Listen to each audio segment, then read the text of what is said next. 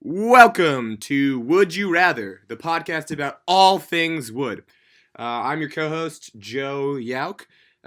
This is the pilot episode of Would You Rather. We are very excited to be here. We hope all our fans out there are enjoying this podcast for the first time. We're going to introduce ourselves, and then we're going to dive right into a big old 25 minutes of wood here, which will be a great time. I said my name's Joe. I'll introduce myself a little bit more in just a second. I'm going to toss it over to my co-host here, Jack Jeb Taylor. Jack, how you doing today? Oh, I am doing fantastic. I am very ready to talk about and dive into the semantics of wood. Hell yeah. I'm so excited. Jeb and I have talked about this podcast for a long time. It's always been a dream of mine. It's a dream of mine too, and I knew when I met Joe that our chemistries are just gonna click. Yeah. And this thing is gonna happen. Yeah, it's gonna be kismet. It's gonna be kismet. So this is gonna be great, a lot of fun. So Jeb, tell us about yourself. What's your name? We already had that, but tell us about your name, where you are, where you're from, where you are right now. Just a little bit about your hobbies, how you got into wood, all that jazz. So I'm coming at you live from the Woodsman Cabin in Waterville, Maine. I am 19 years old and a current sophomore at Colby College. From San Francisco originally, not a lot of wood around there. West Coast. However, I love wood. Currently, I am studying forest ecosystems. Oh yeah. Doing a lot of ecology work. Looking to do some more of it in the future for my profession. Huge fan of that. Hobbies involve skeet shooting, shooting of all types, carving wood, whittling wood, making handles for axes out of wood so that I can chop wood. All great things. All to be amazing things that I love.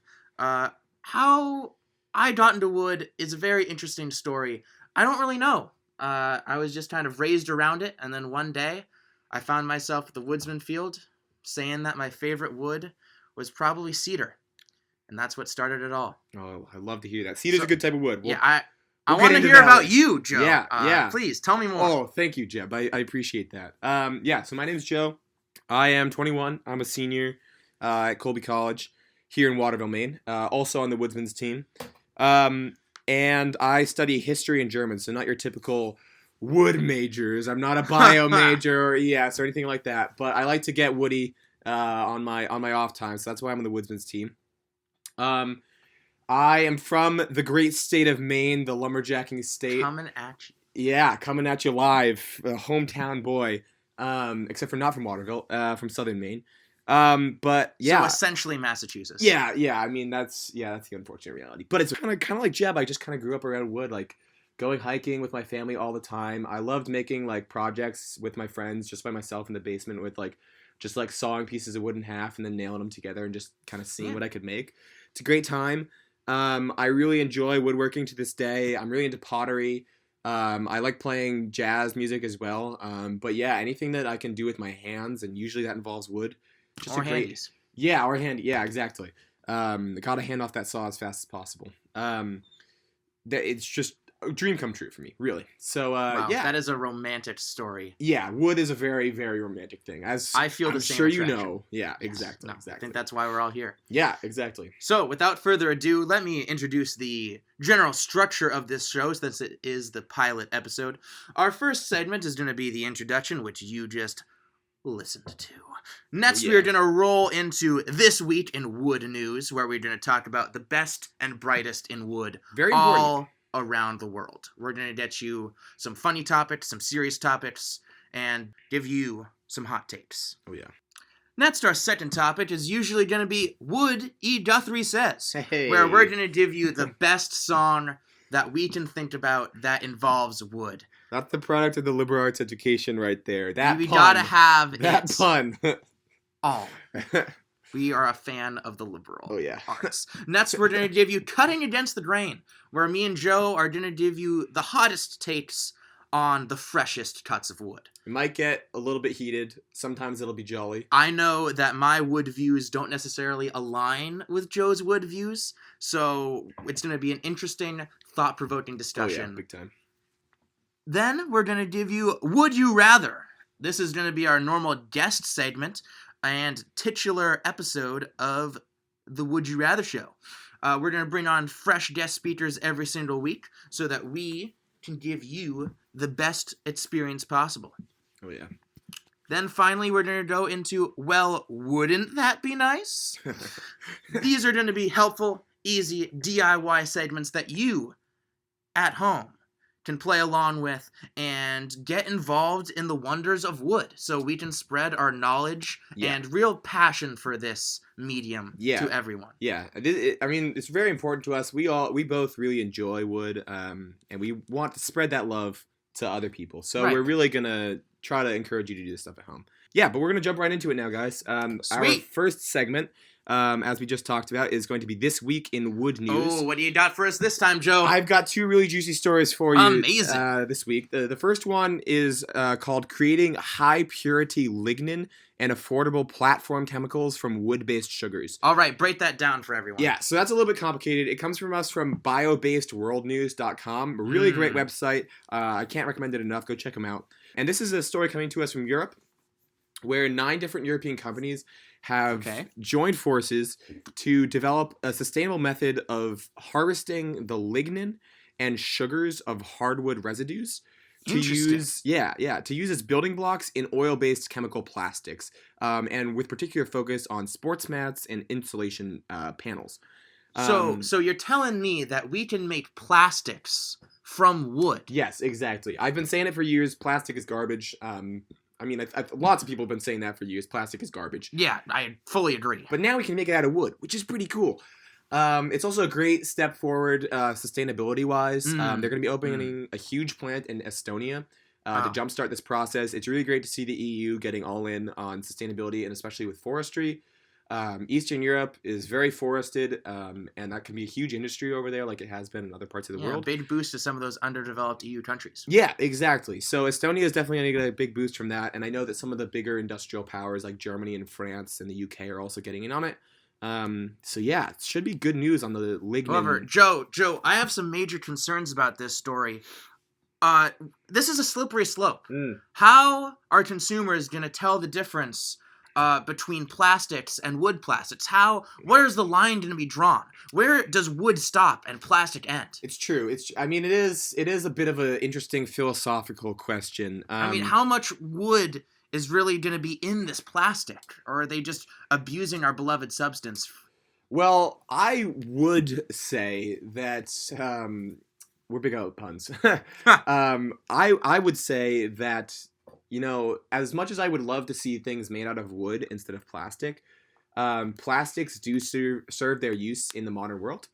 And I think that those uses are really, really important. And I think that any way that we can decrease our reliance on non-renewable resources is a good thing. And I also think that I'm a big proponent of the forestry industry. I think when it's done right, it can be a super valuable economic and ecological tool. Sure. So I think this is a great step all around. That's my opinion. I think a lot of people have different opinions, but I think it is a really interesting step that the EU is taking towards sustainability, renewability, and economic growth. Well, we got to watch this one closely, because if they do manage to pull this off in the next couple of years, it's going to be interesting to see if it's going to come to America. How is the rest of the world going to react? Yeah. And how is that going to affect the renewable energy and product industry? Yeah, and it'll be interesting too to see if it kind of gets if they run ahead of themselves and go back towards more deforestation, which is not what I would support. I don't think Jeb would support deforestation either. That's just less wood for everyone. That's less wood for everybody, and nobody wants that. You got your carbon banks, but also wood is just pretty. Carbon sinks, sorry. Carbon sinks. Wood is just pretty great all around, which we're really passionate about. So yeah, we'll keep you updated on that one. But that's a little intro segment for you there on This Week in Wood News. Jeb, you got another story for us? Oh, I do, and this one might be a little controversial. Apparently, our sources from TimesUnion.com are saying that wood, not corn, might be New York's renewable fuel future. Yeah, now this is interesting. So, apparently, a company from Georgia, one Addis Industries, has brought the state's corn ethanol refinery and intends to convert the entire thing into a wood-based renewable energy hub and use the state's abundant forests to do that. Yeah. Yeah, very, very interesting idea. I didn't even know that corn was being used to make renewable fuel and plastics. And I mean, things like that. that's the big thing that has been for a couple of years. First, we had corn-based fuels for cars. That was a big kick for a while. Totally. A lot of places, especially where I'm from, around San Francisco, have really embraced the corn-based plastic model. That's really, really, really popular. Yeah, plastarch, compostable. Yeah, very interesting. And we'll see. It's pretty interesting to see a company from out of state coming in. I'm always kind of hesitant about that because I think that things are best managed on a community basis. But, we'll see here. I think, again, this seems like a good step to me. But Jeb, I'm interested, on your take on this as somebody from a state that has a lot of forests, but simultaneously a lot of other different ecosystems. This seems like something that's fine to me because I come from a state that's so forested. But I'm wondering if people from out of states where there's not as much of a high percentage of forests might have a different view of it. Oh, definitely, for sure. And this is something that the story itself touches on because the state of Georgia has, according to the CEO of this company, has about 18 million acres of forest that is going to be supporting this project and this industry. And they're targeting specifically metropolitan areas like New York. And I've seen that firsthand myself. Yeah. The corn-based plastics that we were talking about earlier, they are really, really big in major metropolitan centers where there are facilities like composting. Yeah. There is more of a general awareness for environmental products. So I believe that this could be a good step forward, but it's going to take hold in the cities first. Yeah, that's interesting. Yeah. I think that's a huge thing because I think that, learning about the ways that global environmental change is pushed forward, cities are one of those biggest drivers because there's so many people in such a compacted area. Anything that we can do to increase renewability and sustainability in cities will hopefully, spur some more change outside. So, right, but back to your original point, I think that there are always going to be areas that are going to be more forested. And I think that's New York is also huge. Well, it is huge, and they do have a lot of forests upstate, which is why it's interesting that there is an out-of-state company doing this. Yeah, that's and I think that's what we're going to see more of. Back home in California, we have a lot of forests, but they're quite far away from the major metropolitan centers. So I am going to be very curious about this, especially since people have already embraced other renewable plastics. Yeah. Yeah, it'll be interesting to see how it competes, especially price-wise. If the prices of plastics, wood-based plastics will go up or down. As we know, that's one of the biggest drivers. Yeah, I mean, it's really hard to get behind a renewable movement if you can't afford it, right? Exactly. So, yeah, we'll keep you updated on that one as well. Yeah, it's going to be interesting to see. Yeah. Well, all right, let's go on to Would E. Guthrie Says. Hey, another Now, fun. this is going to be a segment of fresh cuts from the music industry that we are going to supply to you all centered around wood. Yeah. So, this week, we are going to give you the titular Woody Guthrie by Leftover Salmon. Now, me and Joe both really like this song. It is a great song about Woody Guthrie, commemorating the amazing man, the amazing musical artist that was Woody Guthrie, and how the times have changed since him, how our world has changed, how people's beliefs have changed. Yeah, how wood has changed too. Oh, wow. Yeah. Let's give it a listen.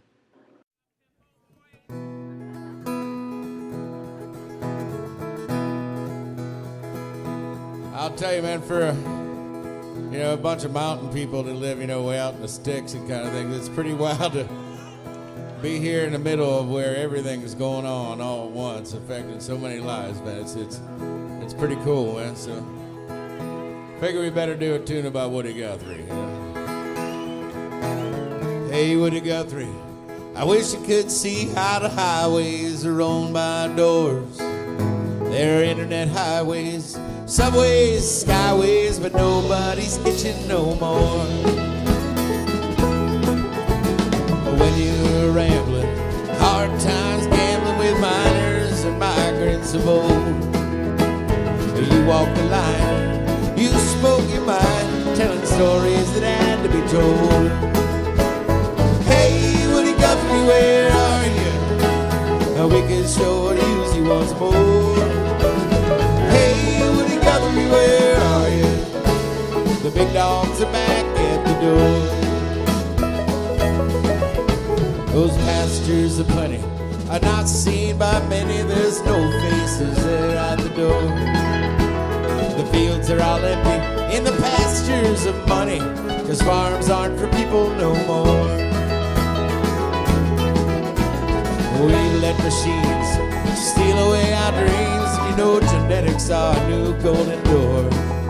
But the crops that they're breeding are never feeding a corporation or the poor. Hey, Woody Guthrie, where are you? We could sure use you once more. Hey, Woody Guthrie, where are you?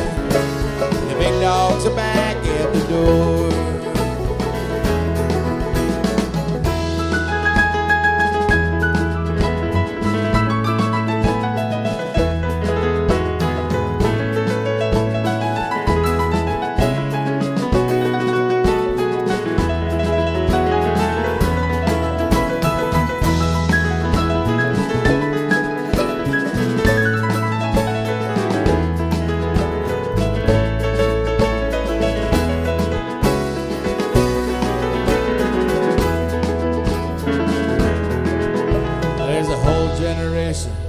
That knows no sensation of feeling like part of it all. There's no sense of the land, and the advertising men have got brand new logos for us all. But there can be no denying that there are farm fields dying out there on suburbia's door. Seems it's taking our soul, and we're losing control. What do we need to once more? Guthrie, where are you? We can sure use you once more. Hey, Woody Guthrie, where are you? The big dogs are back at the door. Hey, Woody Guthrie, where are you? We can sure use you once more. Hey, Woody Guthrie, where are you? The big dogs are back at the door. They're blowing on the cold winds of war. Yeah, the big dogs are back at the door.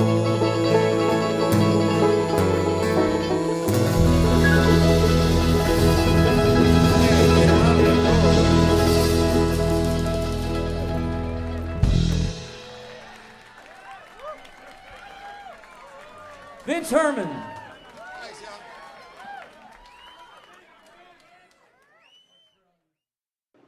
Oh, okay. There we go. That's one of my favorites. Yeah. I love that song. Love the strings. Vocals, great. Yeah. Lyrics, on point. Yeah, lyrics are really on point. I think Woody Guthrie, the segment is named after Woody Guthrie for a reason.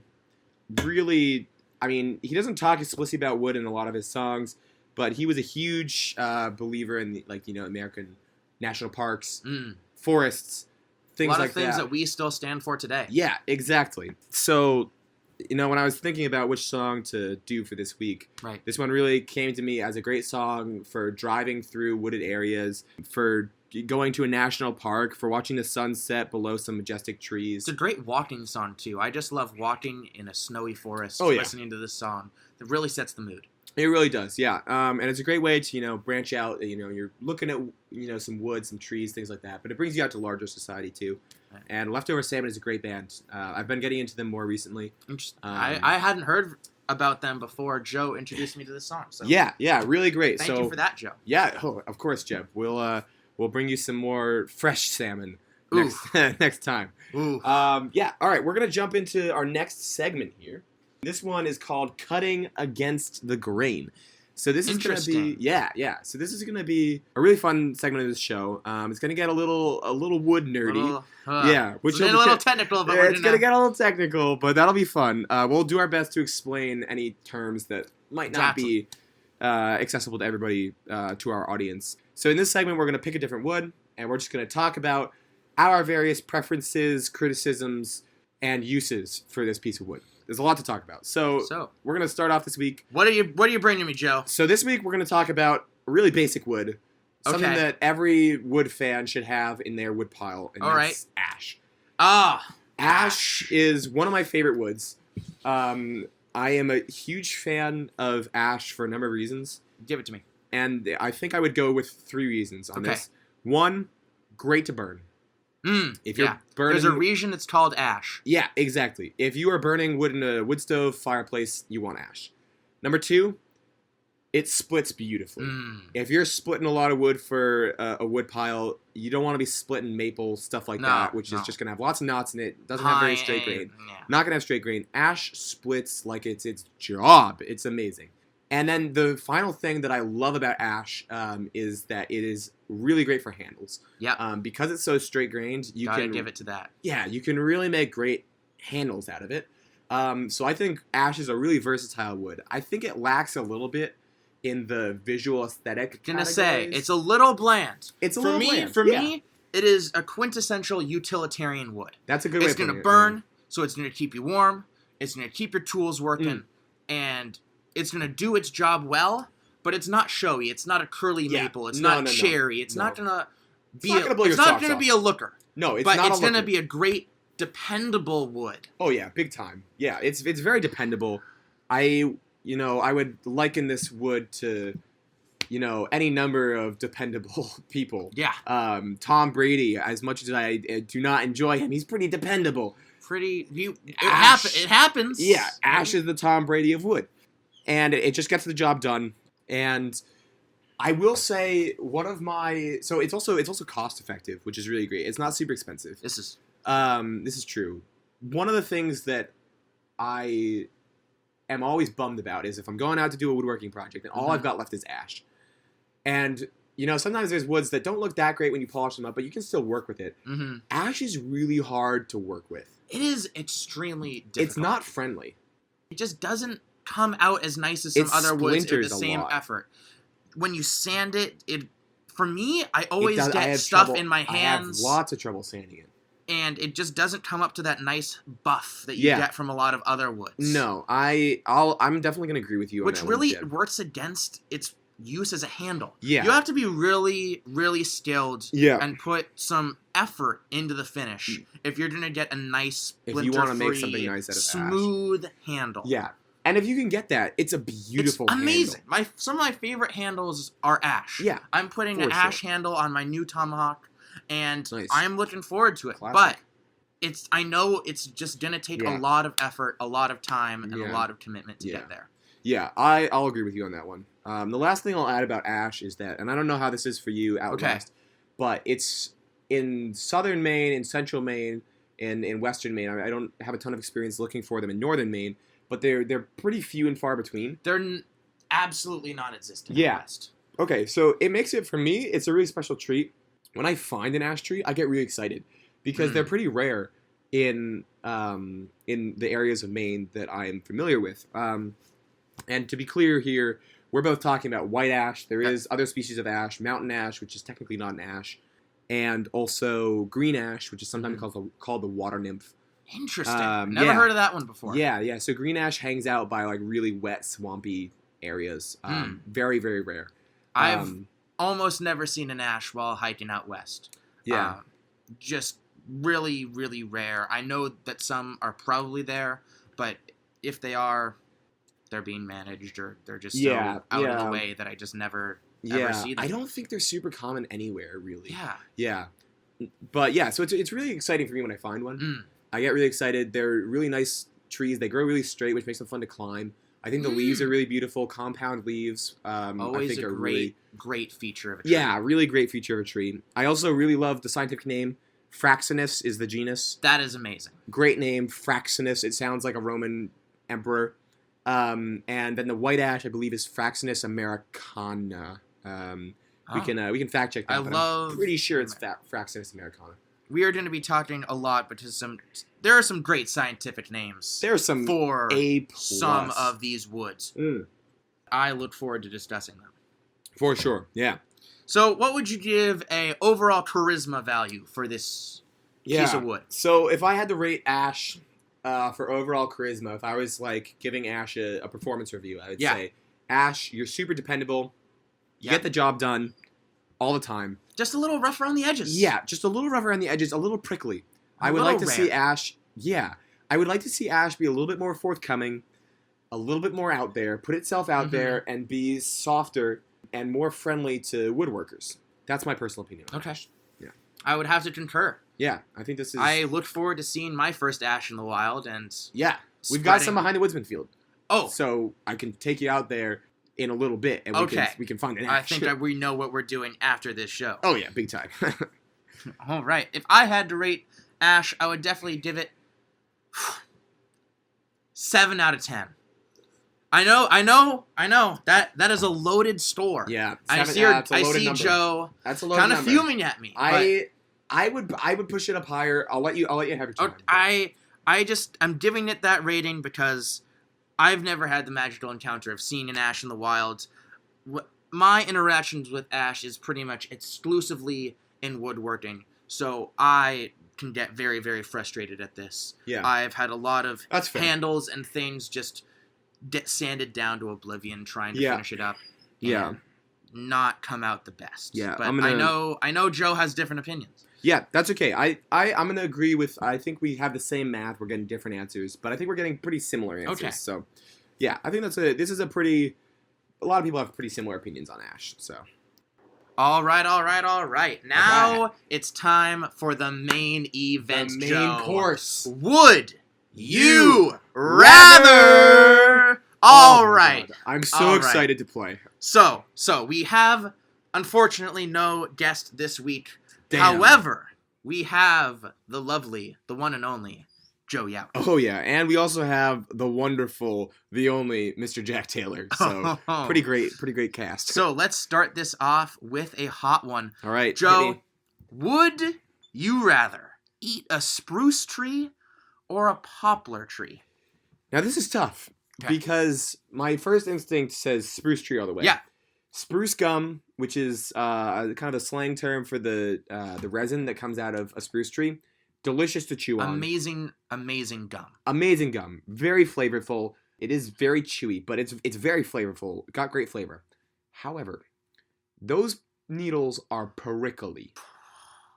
They hurt. They have not come to play. They have come to win. Yeah.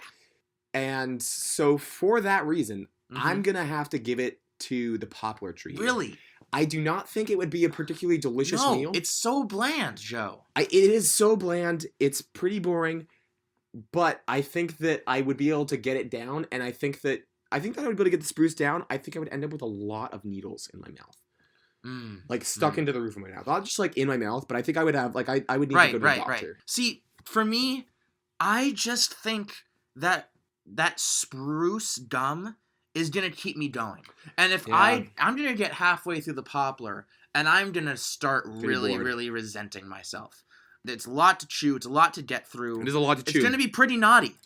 That's a very good point, yeah. It's gonna be pretty dense. And I'm not looking forward to that. So I have to give the bursts of flavor that the spruce offers the heads up. And I think my objective for tackling those needles is to just come at them from a different angle. They mean business, but if I can get around them in a certain way, I think I can pretty well neutralize a lot of their sticking power. That's a fair point. I'm still going to get hurt. That's true. But it's it's going to be... Push through the pain. It's going to be better. Push through the pain. Okay. Right. Next up, would you rather make a table out of cherry or redwood? Now, this is got some regional implications going on here. Yes, it does. I am pretty confident I know how this answer is going to go. I know what you're going to say. Yeah, I am a huge fan of cherry. I have to say, I'm a slave to cherry. It is a really basic wood. That's exactly what you would say. I feel really basic for giving that answer. But it's beautiful. It's so beautiful. But Joe. And it sands so well. Joe. And you put a finish on it and it looks so beautiful, Jeff. Joe. You can make a table out of that. You will be so happy with that table. And it'll stay so pristine for such a long time. See, I have grown up in the great redwood forests of the West. I have seen the pure majesty and awe of a I have not. multiple digit story tall tree. I have stood in the shadow of the giants. Yeah. And so for that reason, I have to give it to redwood. That's fair. If you do a live edge redwood table, I'm a big fan of live edge. You can seat a family of 10. Yeah. It is massive. The wood, impeccable. Legendary quality, legendary wood, legendary tree. Yeah. Hands down, redwood. All right, that's a fair answer. That's a very fair answer.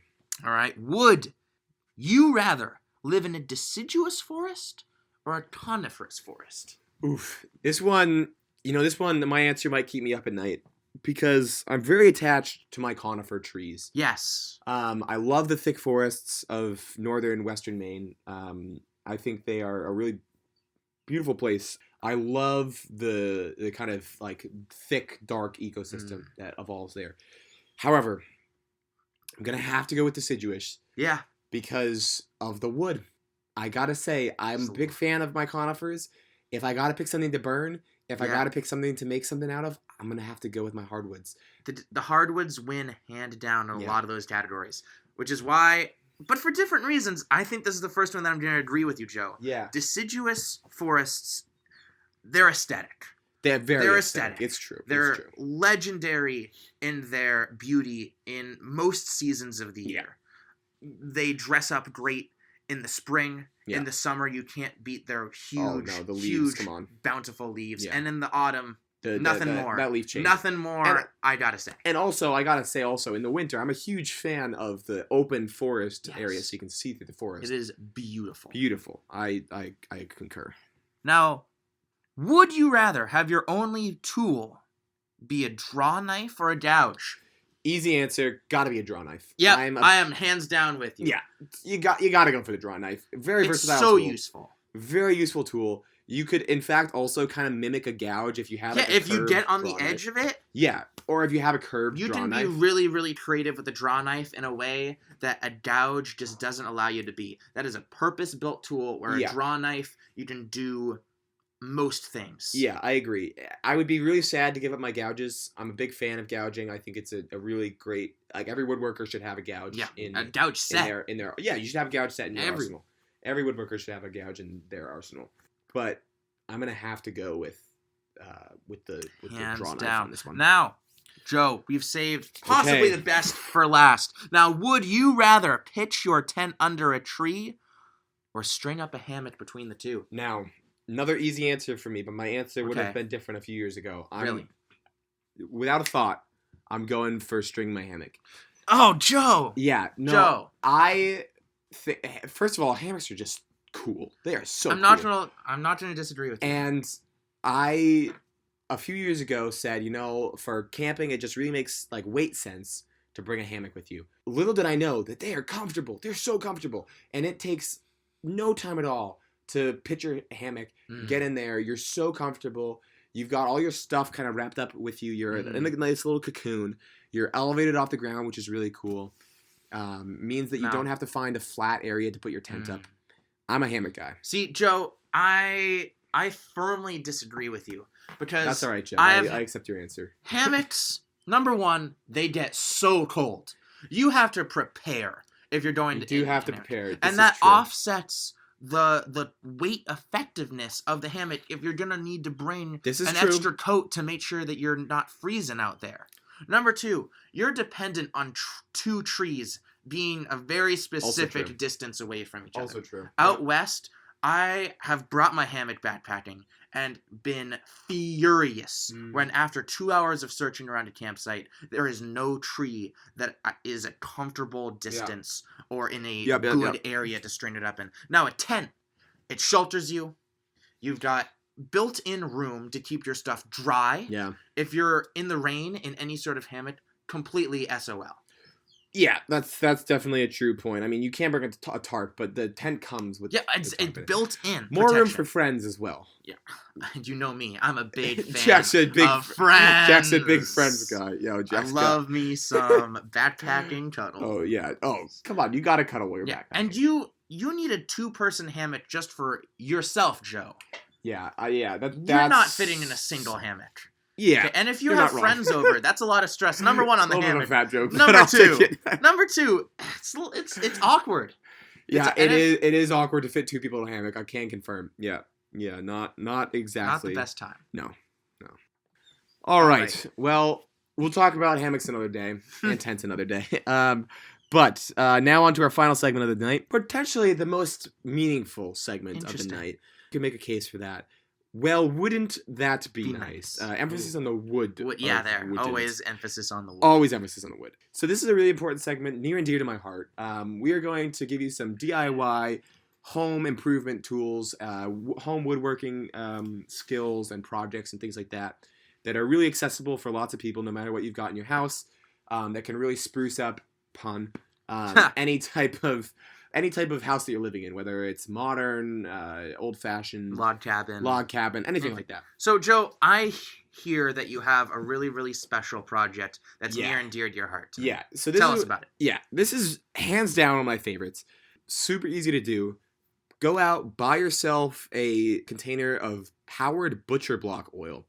Okay. This is really, I'm with you. yeah, it sounds very entry level, and it is, but even the best woodworkers will recommend this to you. Howard Butcher Block oil, it retails for about $18 for a 2-pack on Amazon. Okay. So not too expensive, No, that's not reasonable. cheap, but you're going to get a lot of use out of it. It's good. Right. The bottles are pretty big. A little goes a long way as well. A little goes a long way. What it is essentially is it's a proprietary blend of minerals and different oils that make this kind of gel. And you're going to squeeze a little bead of this gel onto a cutting board, onto a butcher's block, onto a wooden table, onto wooden stairs, anything like that. So you're telling me anything. Anything wood. Anything wood. You're going to, Wow. unless you've got a paint on it. Oh, okay. Or a stain on it. But anything that's just natural wood, you're gonna put this Howard Butcher Block oil right on it. Get a paper towel, rub it in for a few minutes, let it seep into that wood. It's gonna make the grain pop. It's gonna bring out all of the natural colors, and it's gonna look gorgeous. I'm a big fan of staining my wood, but usually, I gotta be honest, I love the natural look. I'm a big fan of natural look, and I too like some of these natural mineral oil treatments that really 100%. just bring out the natural flair of the wood. You don't need to add a lot No. to some. There are some great woods out there Wood is that beautiful just enough as it shine is. on their Yeah. own, and all you need to do is let it. Yeah, wood is the main course, not the stain. You want the wood to be the main course. Well said. Yeah, so you're going to let it dry. Add another coat if you want to make it a little bit darker. If you want to make those grains, those bands in the wood pop a little bit more. And you're going to do it about every 3 weeks or so on wooden tables or cutting boards. And you can also, you can take this on just any old piece of wood. If you've got 2x4, 2x6 lying around your house, cut it into 6-foot segments. Hit it with a little bit of sandpaper. If you've got it, go from around 150 up to 280, 300, something like that.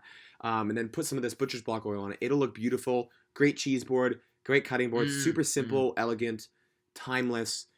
These will stand the test of time, be around your house forever.